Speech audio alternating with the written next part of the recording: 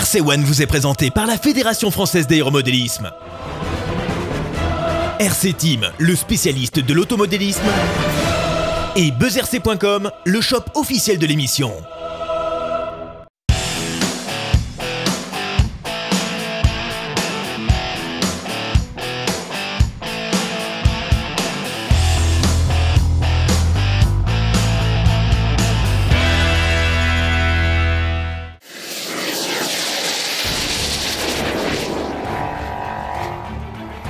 Bonjour et bienvenue pour ce nouvel épisode de RC One.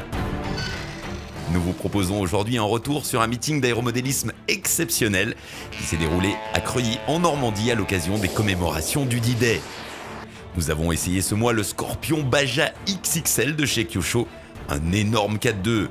Nous avons aussi essayé le Ten SCTE, un short course de compétition 4x4 de chez TLR, et enfin les châssis Touring de chez Vatera avec de superbes carrosseries de muscle car.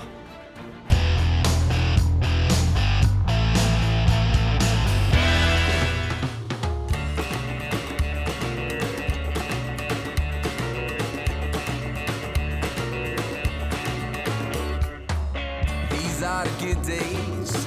These are the happy days. These are the good days. These are the happy days. These are the good days. These are the good days. These are the good days. These are the happy days. Les muscle cars sont des voitures qui fascinent les passionnés de belle mécanique, mais peu de modèles étaient reproduits en RC. Vatera s'est lancé corps et âme dans la reproduction de ces monstres mécaniques et propose aujourd'hui une gamme de 4 muscle cars dans son catalogue. Les amateurs de voitures récentes trouveront tout de même leur bonheur avec des reproductions de Camaro moderne et de Nissan GT-R. Selon les modèles, les voitures sont livrées avec des motorisations brushless ou brushed, ce qui est le cas de notre Camaro RS d'essai. Esthétiquement, les voitures sont magnifiques, tous les détails sont fidèlement reproduits. Nous avons particulièrement apprécié les faux disques de frein.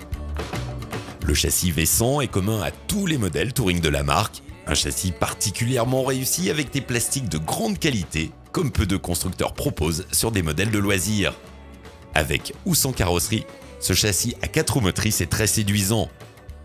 Avec une motorisation brushed, la puissance est amplement suffisante pour un débutant, surtout dans le cas d'utilisation d'un accu LiPo. La voiture est très souple et les pneus taille basse offrent un grip très correct. Il est décidément difficile de trouver des défauts à cette Camaro RS.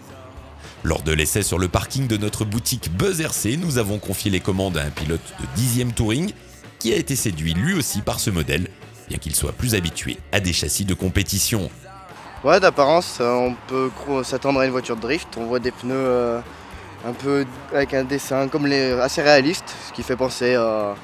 Je pense à une petite tenue de route sympathique. Après, voiture pour un débutant facile à mener, une souplesse dans les virages.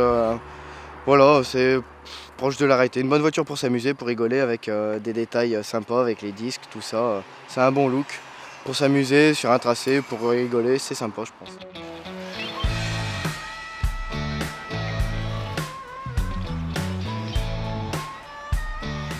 Les Touring de chez Vatera sont d'excellents véhicules de loisirs, prêts à rouler et disponibles à partir de 250 €. Cette belle américaine vous fait de l'œil, mais vous préférez les voitures de rallye ou de DTM. Ce n'est pas un problème puisque vous pouvez bien sûr monter toutes les carrosseries du marché destinées aux 1/10e piste.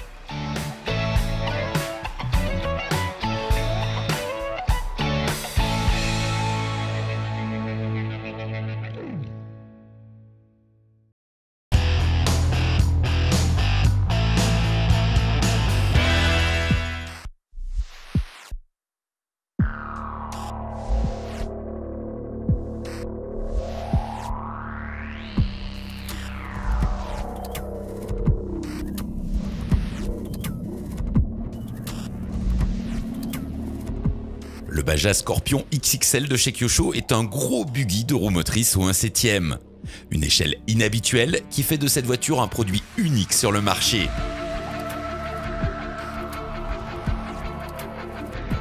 Dès sa sortie de boîte, le Baja Scorpion impressionne par sa taille et son look agressif que l'on doit à une très belle carrosserie noire mat. En notant 2 clips, cette carrosserie bascule pour permettre l'accès aux entrailles du Scorpion. En enlevant 4 clips supplémentaires, l'accès au châssis est encore plus facilité.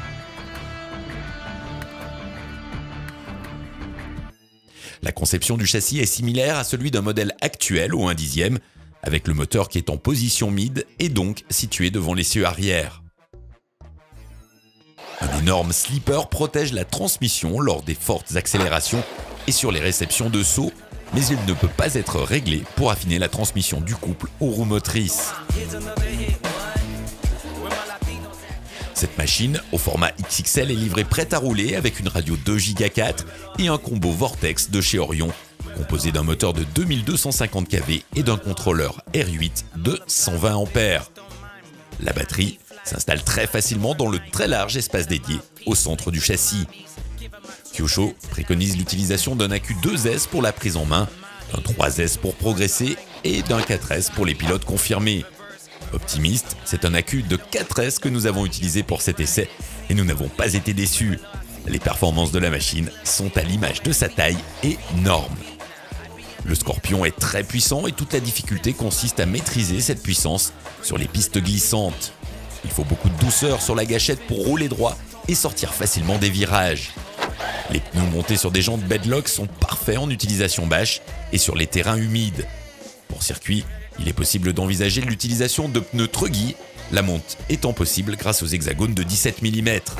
La géométrie de la machine est une réussite, elle offre une garde au sol importante et permet au buggy de très bien se comporter sur les obstacles. Nous avons beaucoup aimé le look et la taille du Baja Scorpion, qui est très agréable à voir évoluer depuis le podium. Dans sa configuration d'origine, le Scorpion demande beaucoup de doigté pour être maîtrisé, mais le plaisir est au rendez-vous.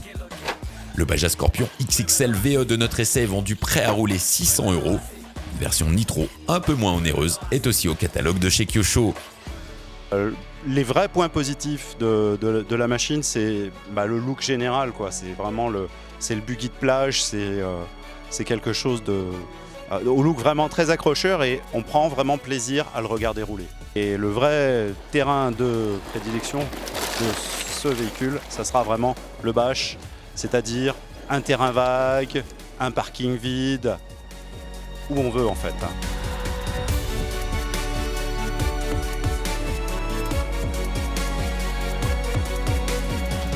Libre à vous de choisir votre version si vous êtes tenté par cette voiture unique et au comportement si différent.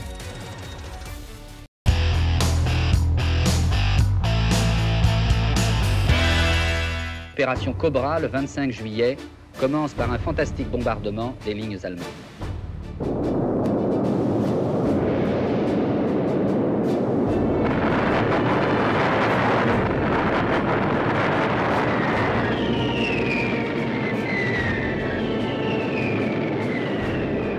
Les commémorations de l'anniversaire du débarquement en Normandie ont été nombreuses le mois dernier et parmi elles, un meeting d'aéromodélisme exceptionnel organisé sur la base de Creuilly, à une vingtaine de kilomètres de Caen.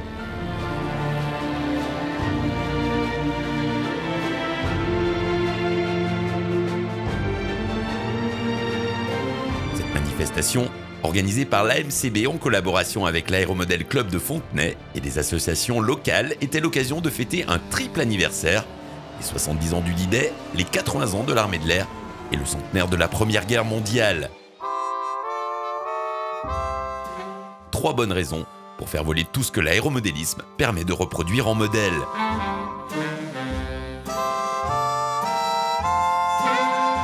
Christian Bonsard, trésorier à la Fédération française d'aéromodélisme, revient sur l'histoire marquante de cette base qui a accueilli de nombreux pilotes européens pour ce meeting d'exception. Alors on est à Creuilly, on est sur une plateforme qui a servi au débarquement, qui était donc un terrain avancé, un ALG, donc utilisé par les Alliés au moment du débarquement. Ce terrain s'appelait B9, et B9 était une base de Typhoon canadien. Et donc aujourd'hui, notre terrain d'aéromodélisme est sur le terrain même où les Canadiens se sont exprimés. Et puis aujourd'hui, c'est une grande fête de l'aviation, tout simplement, parce que nos modèles réduits, ce sont de grands modèles réduits, ce sont de véritables avions en miniature.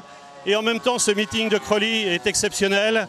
C'est un meeting international puisque nous avons bien sûr des Français très nombreux, mais nous avons aussi des Anglais, des Belges, des Suisses, et des Espagnols, avec les Allemands qui sont là sur ce terrain. Donc vive l'Europe aujourd'hui sur ce terrain, en cette période du 70e.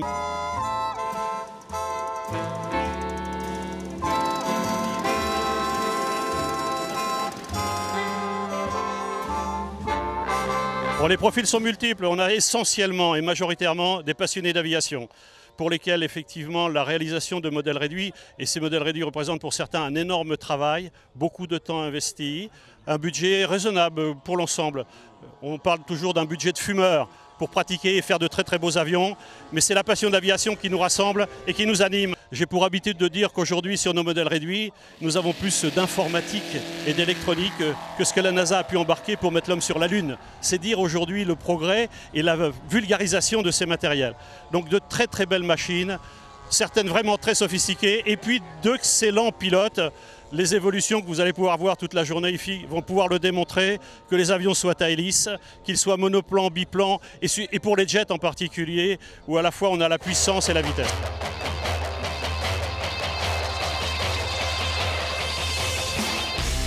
Aux commandes des superbes machines présentes à ce meeting, il y avait des pilotes et des constructeurs de talent, comme le célèbre capitaine Roger Nieto, qui est un excellent ambassadeur de notre passion et qui en parle avec un bel enthousiasme.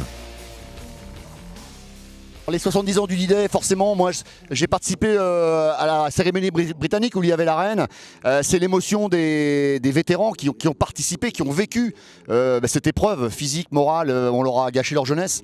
Ils ont connu une période noire de notre histoire qu'on ne veut plus jamais reconnaître. Et effectivement, ça nous interpelle quelque part. Nous, une génération qui est gâtée, qui a des loisirs, qui a la chance de vivre en démocratie. Tout ça, oui. Et tous ces armements, c'est revivre un petit morceau de cette histoire à une échelle bien petite, mais tellement passionnante. Alors, absolument pas, justement. Il faut bien comprendre quelque chose, c'est qu'une passion, ça doit être différent de son métier. Moi, je suis un spécialiste des chars, j'adore les chars, j'adorais mon métier, je l'ai exécuté comme un passionné, mais le soir, quand on rentre, on a besoin de s'évader, de rêver, de zapper. Et moi, c'est l'aviation. C'est construire, c'est poncer, c'est faire de la peinture, faire de la miniature. Et faire du modélisme, c'est très vaste. Ça rejoint de l'électronique, de la mécanique. Enfin, tous les corps de métier sont réunis dans cette petite machine qui pèse 15 kg, qui vole à 120 km/h. Et c'est ça le bonheur. Le pilotage de ces petits modèles, on pense qu'on n'a pas de sensation. Mais en fait, il faut bien comprendre une chose, c'est qu'on les a construits, on les sent.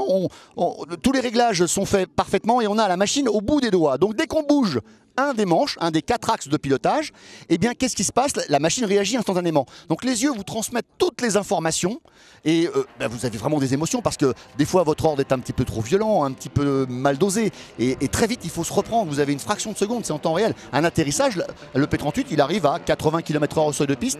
Vous avez quelques secondes pour apprécier la vitesse et surtout le moment du toucher des roues. C'est un geste extrêmement précis. Ça vous procure énormément d'émotions, surtout quand vous avez travaillé plusieurs années sur votre modèle.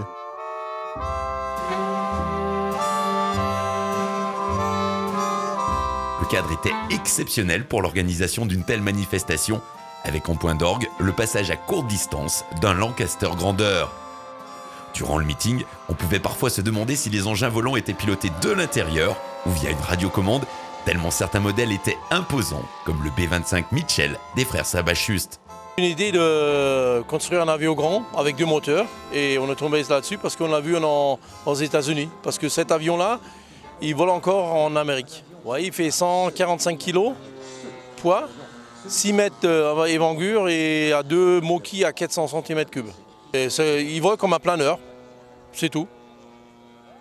C'est facile, vraiment. Il vole comme tous les autres avions. Il n'y a pas de différent, vraiment.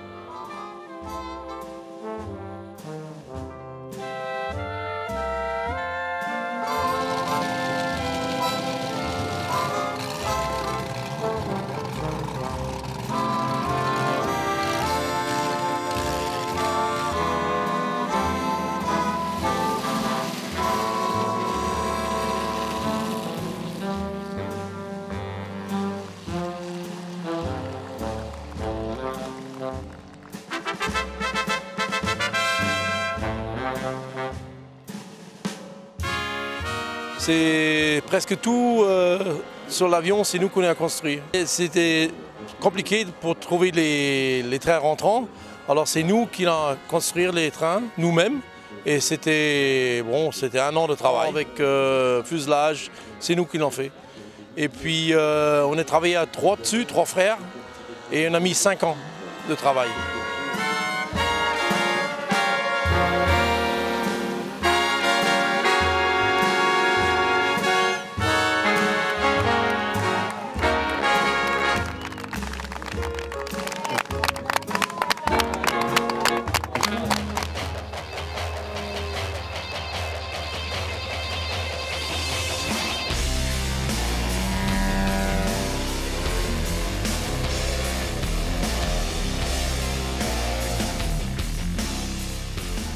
La base B9 est la dernière base historique qui accueille encore aujourd'hui une activité aéronautique, comme nous le rappelle Jean-Michel Yves, pilote de S-Bac.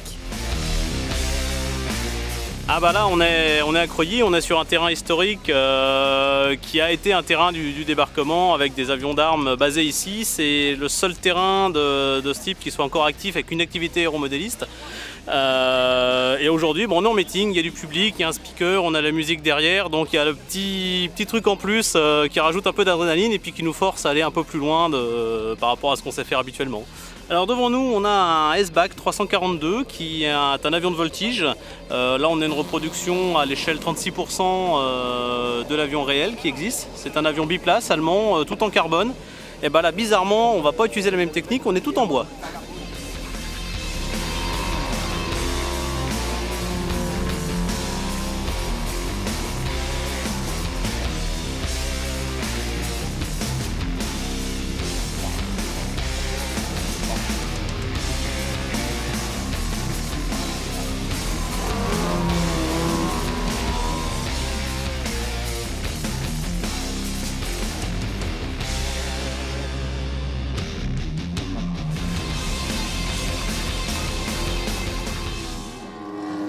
Ce meeting a été une grande réussite avec plus de 10 000 visiteurs, soit une fréquentation digne des plus grands meetings européens.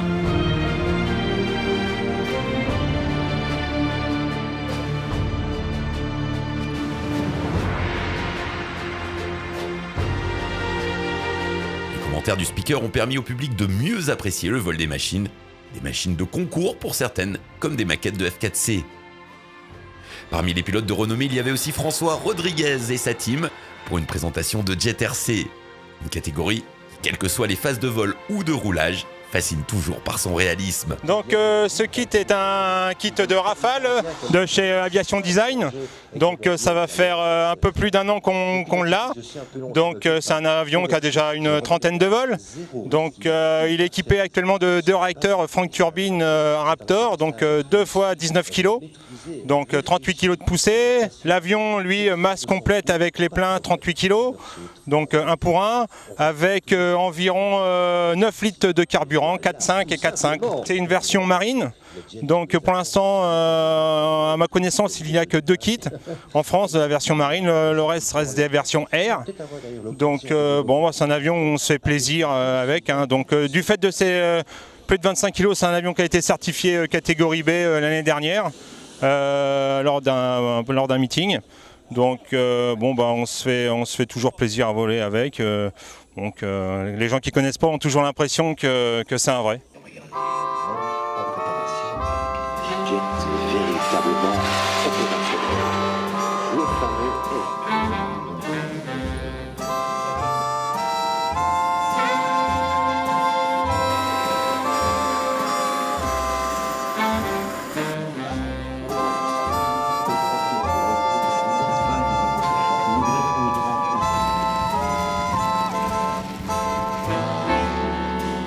Le meeting 2014 de Creuilly restera un événement marquant de cette année, avec une fréquentation exceptionnelle et surtout un triple anniversaire historique.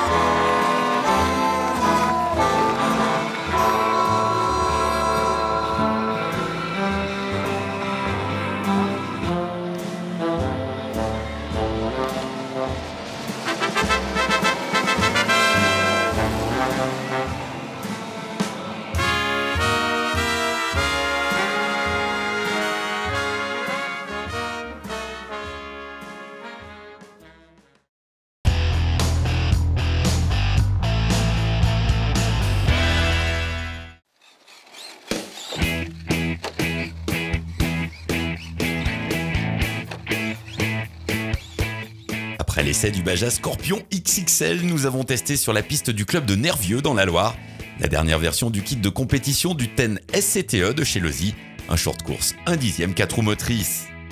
Comme tout véhicule de compétition, ce TEN SCTE est vendu en kit.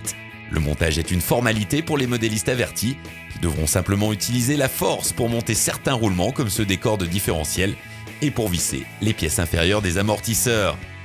Les pièces en carbone et en aluminium usiné sont magnifiques. Les amortisseurs bénéficient du nouveau système de purge par vis qui facilite grandement l'assemblage et les biellettes à pas inversées d'un diamètre de 4 mm sont indestructibles.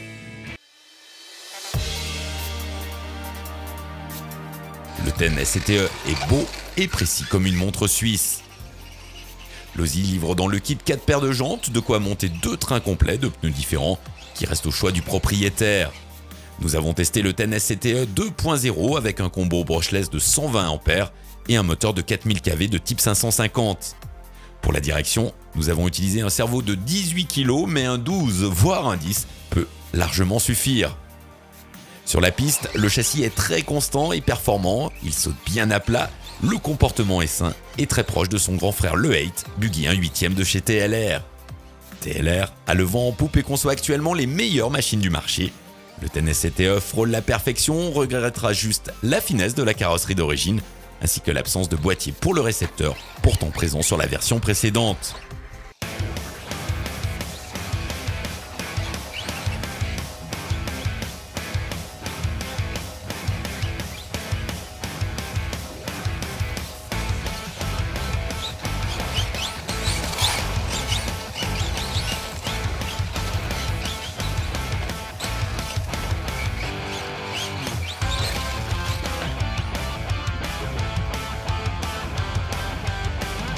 Le TEN SCTE 2.0 nous a vraiment emballé et s'inscrit aisément au palmarès des meilleures machines essayées pour RC1.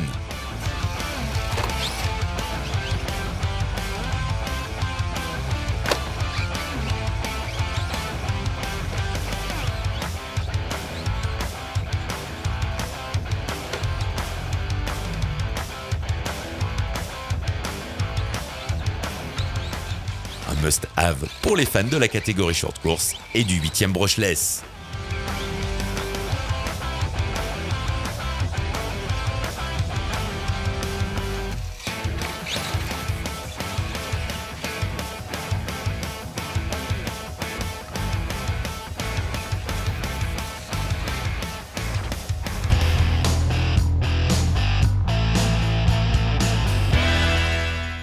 Ce numéro de RC1 est terminé, nous vous souhaitons de bonnes vacances et nous vous donnons rendez-vous le mois prochain pour un best-of spécial été.